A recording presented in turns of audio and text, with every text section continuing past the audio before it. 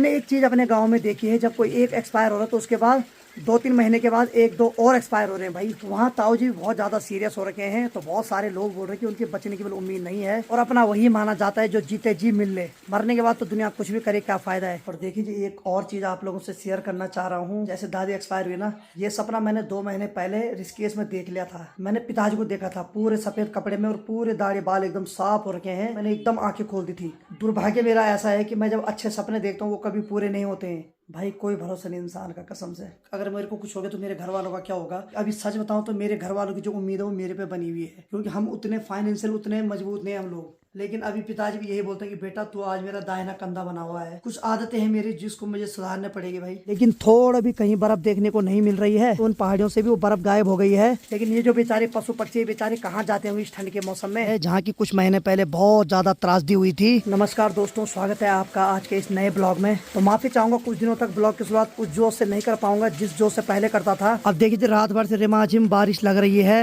मेरा था आज का प्लान उत्तरकाशी जाने का, तो सुबह पिताजी से बात हुई तो पिताजी ने बोला आज मत आना बल, जब बारिश रुकेगी तब देखना, नहीं तो पिताजी ने बोला कि औंधा जरा लगदा लड़ा मत आना बल। ये हमारे गढ़वाली में एक औखान है। औंधा जरा का मतलब होता है कि जब तबीयत खराब होती तो उस टाइम घर से नहीं निकलना चाहिए, और जब लगदा लड़ा यानी कि जब बारिश हो रही हो उस समय भी घर से नहीं निकलना चाहिए। इन दोनों कंडीशन में घर ही में रहना चाहिए। तो रात को जब बारिश हो रही थी तो मैंने सोचा सुबह तक बर्फबारी होगी, लेकिन थोड़ा भी कहीं बर्फ देखने को नहीं मिल रही है। थोड़ी देर पहले इन पहाड़ियों पर बर्फबारी हो रही थी, लेकिन धीरे धीरे जब बारिश की रफ्तार बढ़ रही है तो उन पहाड़ियों से भी वो बर्फ गायब हो गई है। सिर्फ कोहरा ही कोहरा दिखाई दे रहा है और ठंड तो बहुत ज्यादा हो रही है, शब्दों में बयान नहीं कर सकता हूँ। तो बारिश लगने के बाद एक फ़ायदा तो हमारा ये हो गया कि हम इस चौक की तराई नहीं कर पा रहे थे ढंग से, लेकिन बारिश लगने के बाद इसकी तराई भी हो रही है, क्योंकि पिछले 1 महीने से प्रॉपर पानी नहीं आ रहा है नालों में। सिर्फ रात को आ रहा था 10-12 बजे के बाद। लेकिन चलो आज बारिश हो रही तो कम से कम इस चौक की भी तराई हो गई। तो मिस्त्री ने बोला इस पीरुल को कुछ दिन तक अभी ऐसे रखना, हटाना मत बोले एकदम। जब 13वां दिन हो जाएगा यानी कि जब दादी की 13वीं हो जाएगी तो उसके बाद हमें इसको हटाना पड़ेगा, क्योंकि इसी वाले चौक पे सब लोग पितृ प्रसाद ग्रहण करने के लिए बैठेंगे। तो दादी को इस दुनिया से गए हुए आज 5वां दिन है। तो क्रियाकर्म के अभी 8 दिन और बचे हुए हैं, क्योंकि क्रियाकर्म जो होता है वो 13 दिन का होता है और 13वें ही दिन सभी लोगों को पितृ प्रसाद ग्रहण कराया जाता है। अब देखिए हम लोग तो अंदर बैठ सकते हैं, आग जला सकते हैं, रजाई में सो सकते हैं, लेकिन ये जो बेचारे पशु पक्षी बेचारे कहाँ जाते हैं इस ठंड के मौसम में। और जब बर्फबारी होती है उसके बाद सबसे ज्यादा जो नुकसान होता है पशु पक्षियों का होता है, जो कि जंगलों में रहते हैं। तो ठीक सामने वाली पहाड़ी पर देखो जितना भी कोहरा है धीरे धीरे करके आगे के लिए बढ़ता जा रहा है, और जब चारों तरफ पहाड़ियों पर ये कोहरा गिर जाता है उसके बाद होती है बर्फबारी। अब देखिए जी जब जब ये बारिश होती है तो तब तब मेरी नज़र ठीक सामने उस गांव की जो नदी है वहां पर पड़ती है, जहां की कुछ महीने पहले बहुत ज़्यादा त्रासदी हुई थी। लेकिन ये वाली जो बारिश है ये खतरनाक नहीं होती है, इससे सिर्फ टेम्परेचर डाउन होता है, यानी कि ठंड का माहौल ज़्यादा हो जाता है।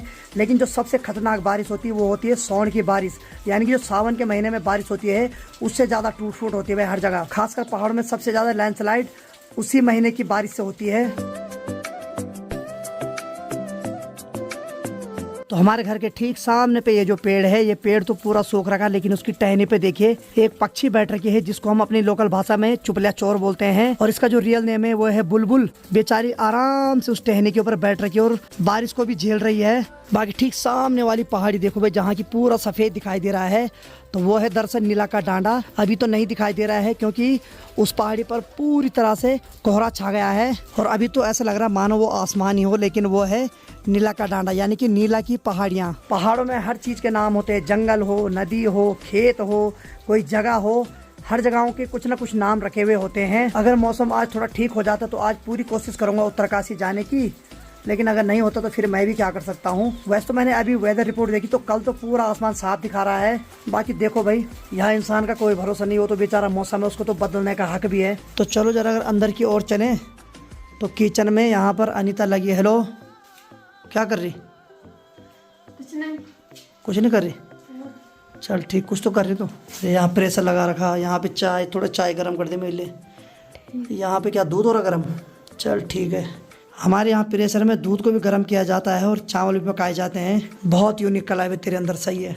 ठीक इस वाले कमरे की बात करें तो माँ जी कल से आई जब से गाड़ी पे, तब से माँ जी सो रखी। तो सुबह जब मैं 5 बजे उठा तो मैंने माँ को पहले दवाई दी, क्योंकि माँ जी बहुत ज्यादा सर दर्द में थे उस टाइम नहीं माँ।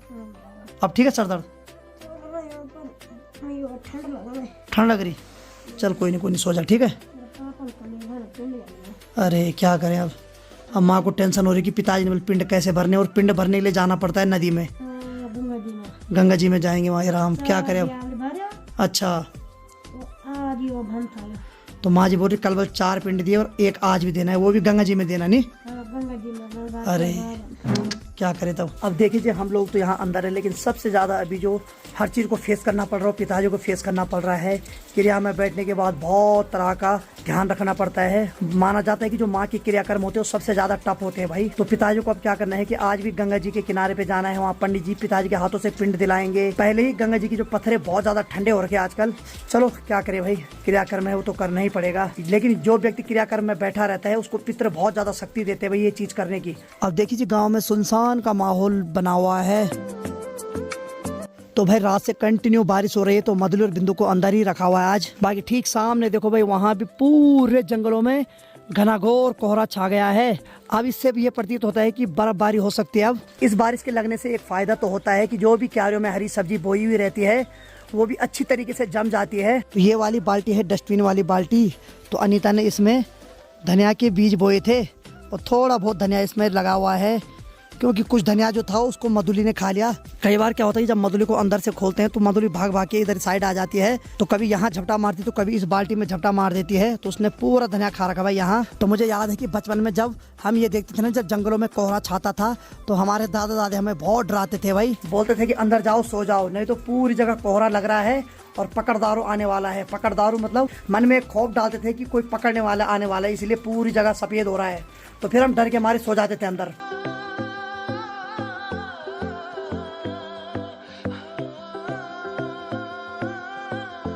तो यहाँ पर ललिता की माँ जी यानी कि भाभी जी आ रखी है। तो भाभी जी और माँ जी दोनों की तैयारी है।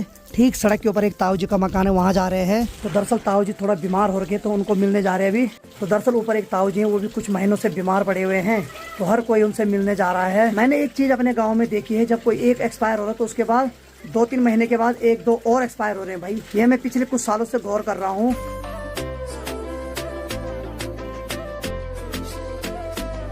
तो वहाँ ताऊ जी बहुत ज़्यादा सीरियस हो रखे हैं, तो बहुत सारे लोग बोल रहे हैं कि उनके बचने की बिल्कुल उम्मीद नहीं है। वैसे तो मैं भगवान से यही प्रार्थना करता हूँ कि उनको स्वस्थ कर दें, क्योंकि घर से कोई व्यक्ति जाता है तो उसके बाद तो भाई साहब घर सूना हो जाता है भाई। और अपना वही माना जाता है जो जीते जी मिल ले। मरने के बाद तो दुनिया कुछ भी करे क्या फ़ायदा है, लेकिन अगर आप जीते जी इंसान के पास जा रहे हो तो वही सबसे परम धर्म है भाई। बाकी माँ जी और भाभी जी वहाँ जा रहे हैं और माँ ने थोड़ा दूध भी ले जा रखा है एक डब्बे पे। अब देखिए बादलों के बीच से थोड़ा बहुत सूर्यदेव भी बाहर निकलने की कोशिश कर रहे हैं। अब देखिए थोड़ा बहुत धूप आ चुकी है, तो धूप आने के बाद कुछ इस प्रकार का नज़ारा दिखाई दे रहा है गाँव का।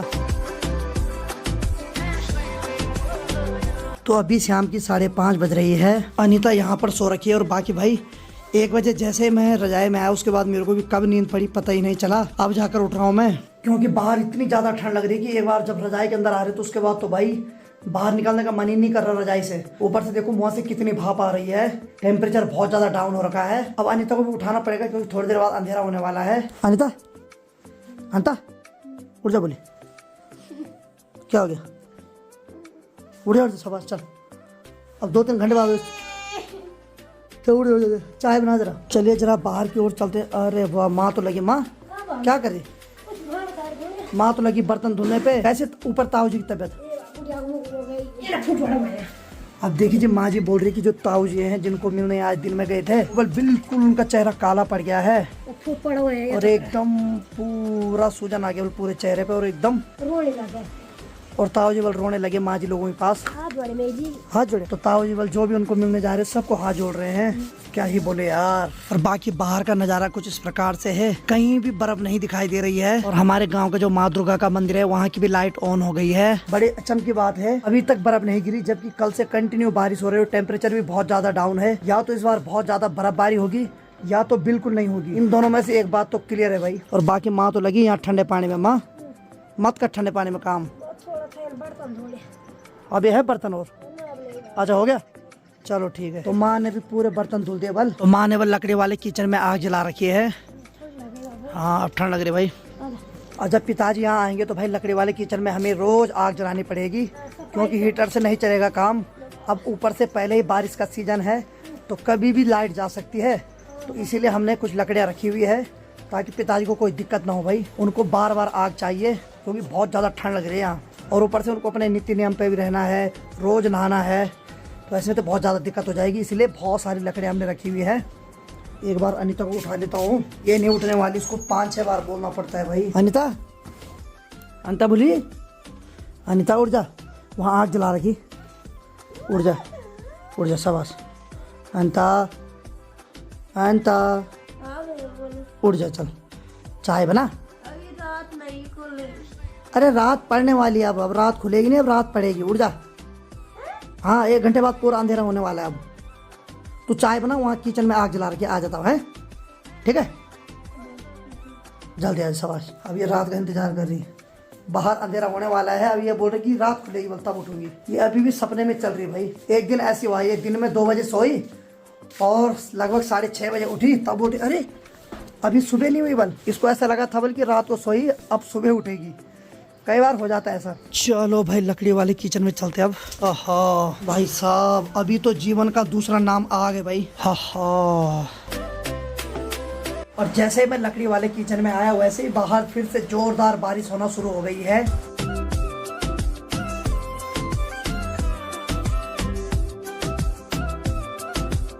तो चलो भाई, अनीता ने भी गर्मा गर्म चाय ला दी बना के, वो भी सीधे लकड़ी वाले किचन में। बहुत बहुत धन्यवाद अनीता। अब भाई आजकल तो चाय ही चाय चाय, हमने गर्मी के मौसम में चाय नहीं छोड़ी, अब तो सर्दी का मौसम है, अब कैसे छोड़े अब। तो चलो भाई 1 घंटे तक अच्छी तरीके से मैंने, माँ ने और अनीता ने लकड़ी वाले किचन में आग सेक ली है। कैसा लगा अभी? अच्छा लगा। तो हमने आग भी सेकी और साथ में चूल्हे के ऊपर पतीला रखा हुआ है, और पतीले में माँ ने मधुली के लिए पिंडा लगा रखा है। तो ये अभी पक रहा है, ये सुबह दिया जाएगा मधुली को। तो माँ चल फिर है, अब हम जाते हैं उधर वाले कमरे में, तो वहाँ खाना बनाएंगे। यहाँ तो नहीं बना रहे हाल फिल भाई। जैसे ही चूल्हे से बाहर आए वैसे ही ठंड लग रही भाई अब। तो समय अभी 7:30 बज रही है और खाना तो अनीता बना रही भाई। मैंने तो रजाई पकड़ ली है, तो अनीता भी यहीं पे आ रखी है। अनीता हाँ भैया, क्या क्या बना रही तो खाने में? मैं बना रही हूँ आलू की सब्जी और रोटी। रोटी, अच्छा। माँ जी क्या कर रही?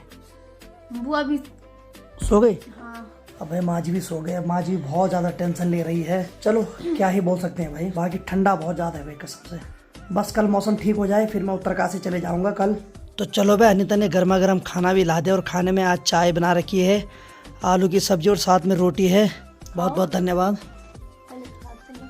खा रहा हूँ भाई मैं। खाते भी है कि नहीं खाते? एक रोटी तो खानी पड़ेगी, क्या करे तो मैं।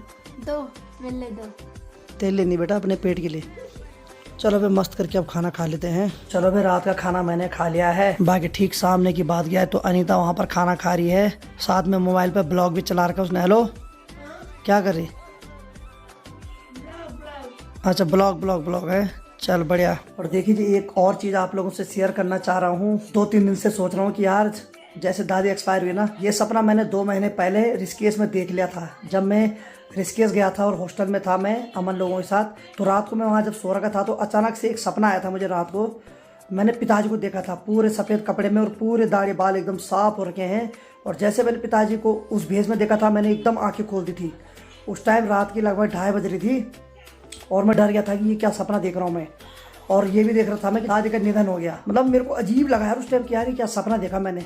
ये 2 महीने पहले की बात है। अब ये दुर्भाग्य देखो कि वो सपना सच हो गया आज। अब दुर्भाग्य मेरा ऐसा है कि मैं जब अच्छे सपने देखता हूँ वो कभी पूरे नहीं होते हैं, लेकिन जब खराब सपने देखता हूँ तो 99% वो होते हैं भाई मेरे साथ। अब यही मेरे नसीब का खेल है और क्या बोले। अब जब अच्छे सपने देखे वो सिर्फ सपने ही रहे भाई, लेकिन जब बुरे सपने आते हैं ना वो कई बार हकीकत हो जाते हैं भाई। तो इसी बात का मुझे डर लगा रहता था कि पिताजी को मैं सच में इस भेष में ना देखूं, सच में मेरी दादी ने चले जाए इस दुनिया से। हालांकि विधि का विधान है कि जो आया है उसको तो जाना जरूर है, लेकिन जब अचानक से सपने में देखा था ना मैंने, तो मैं एकदम घबरा गया था कि यार क्या सपना देख रहा हूँ मैं। भाई कोई भरोसा नहीं इंसान का कसम से। अब मेरे साथ पता नहीं क्या होता है कि मैं हमेशा, मेरे को उल्टे ही सपने आते हैं, उल्टा ही मैं सोचता रहता हूँ। जैसे मेरे को सर दर्द हो गया तो मैं सोचा यार कहीं मेरे को कैंसर तो नहीं हो गया, तो फिर मैं घबरा जाता हूँ कि यार अगर मेरे को कुछ हो गया तो मेरे घर वालों का क्या होगा। क्योंकि अभी सच बताऊँ तो मेरे घर वालों की जो उम्मीद है वो मेरे पे बनी हुई है, क्योंकि हम उतने फाइनेंशियल उतने मजबूत नहीं हम लोग। लेकिन अभी पिताजी भी यही बोलते हैं कि बेटा तू आज मेरा दाहिना कंधा बना हुआ है, यानी कि पिताजी का मैंने आधा से ज़्यादा भार संभाल रखा है। अभी देखो पिताजी यहाँ क्रियाक्रम में बैठ रखे हैं, तो पिताजी को इतना भरोसा है कि चल बेटा थोड़ा बहुत तो कमा रहा है, क्योंकि हमें पता है कि कितना खर्चा होने वाला है। अपने लिए मुझे टेंशन ये होती है यार कि मुझे कुछ हो गया तो मेरे घर वालों का क्या होगा। मेरा छोटा भाई है, वो बेचारा वहाँ देहरादून में पढ़ रहा है, उसका क्या होगा, उसके सपने पूरे करने में है भी। मैं खुद के लिए कभी नहीं जीता हूँ भाई। बस आज तक इसी बात का डर रहता था कि यार दादी को कुछ होना जाए, दादी को कुछ होना जाए, लेकिन दादी तो अब हमारे साथ है नहीं। अब मुझे ये भी डर लगा रहता है कि यार कुछ ऐसा ना हो जाए हमारे परिवार में। अब हमेशा मुझे गलत ख्याल आते रहते हैं, और आप सब लोग कमेंट भी करते हैं कि कभी गलत मत सोचा करो, गलत मत बोला करो, और सही में पता नहीं क्या होता है। मैं कई बार मजाक में खुद बहुत गलत चीज़ बोल देता हूँ, और कई बार वो चीज़ मेरे पे हकीकत भी हो जाती है। कुछ आदतें हैं मेरी जिसको मुझे सुधारना पड़ेगी भाई, क्योंकि बोलते हैं ना कि कभी कभी जुबान पे सरस्वती बैठी रहती है। चलो वैसे मैं आप लोगों के कमेंट पे गौर करता हूँ, लेकिन क्या करूँ, कभी कभी मजाक में मैं बहुत सारी चीज़ें ऐसे बोल देता हूँ जिसका खामियाजा मुझे कई बार भुगतना पड़ता है। लेकिन अब मैं हर बात को थोड़ा सोच समझ के बोलूँगा। बाकी आप लोग ऐसे सपोर्ट करते रहना। आज इस दुख की घड़ी में आप लोग इतने सारे कमेंट कर रहे हैं, इतने सारे आप लोग मुझे धैर्य दे रहे हैं, इसके लिए आप सभी का बहुत बहुत धन्यवाद। मैं कुछ नहीं हूँ, आज यहाँ तक हूँ आप सबकी बदौलत हूँ, और बहुत कुछ सपने देखे थे मैंने। अब वो सपने तो आप ही लोग मेरे पूरे कराएंगे। बस बुरा इस बात का रहेगा कि उस सपने को दादी नहीं देखेगी। हाँ इतना ज़रूर है कि ऊपर से दादी ज़रूर देख रही होगी कि मेरा नाती कुछ तो कर रहा है। बाकी आप लोग भी स्वस्थ रहो, मस्त रहो। और भाई एक चीज़ हमेशा बोलूँगा, जितने भी आप लोगों के अपने हैं ना, उनसे दूर मत रहो भाई। जब भी समय मिलता है अपनों के साथ रहो, क्योंकि हो सके कल आपके साथ वो हो ना हो। तब तक के लिए अब मैं भी आराम करता हूँ। Bye bye, good night, take care.